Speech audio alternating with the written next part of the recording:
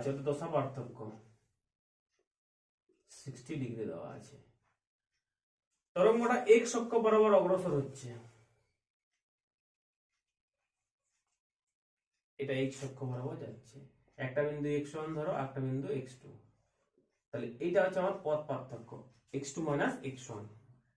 তো আমরা জানি দশা পার্থক্য সমান সমান 2 পাই বাই ল্যামডা গুণিত পথ পার্থক্য, পথ পার্থক্য, ঠিক আছে। তো আমাকে ল্যামডাটাকে বার করতে হবে এইখান থেকে, ভি সমান এন ল্যামডা দিয়ে, তাহলে ল্যামডা সমান কত হবে, ভি বাই এন সমান হবে 300 বাই 500, অর্থাৎ 3/5। এবারে এই কোণটাকে আমাকে রেডিয়ানে নিয়ে